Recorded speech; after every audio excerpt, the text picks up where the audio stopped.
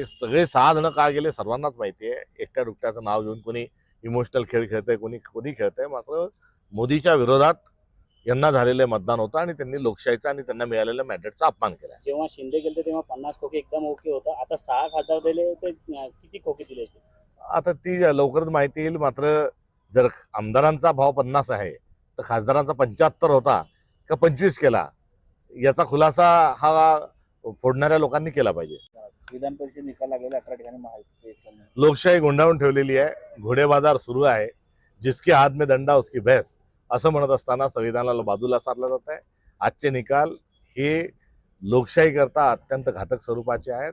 मोठ्या प्रमाणावर घोडेबाजार जो झाला त्यातून आलेला हा निकाल आहे आणि हा निकाल लोकशाही गुंडाळून ठेवण्याच्या अनुषंगानं आणि one party one nation one party याकडे असणारी ही वाटचाल आहे.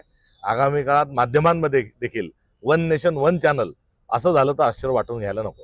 जे 6 खासदार ऑपरेशन टायगर झाले त्यांचं असं म्हणणं आहे की विकासासाठी ते तिकडे गेले. मोदींच्या विरोधात या 6 लोकांना नागरिकांनी मतदान केलं आणि भाजप नको मोदी नको हे सांगत असताना सत्तेवर बसलेले लोक आता सत्ता हा परवलीचा शब्द बनून चाललाय. म्हणजे विचारांना महत्त्व नाही, लोकशाहीला महत्त्व नाही आणि केवळ पैसा हेच आता ब्रीदवाक्य झालंय.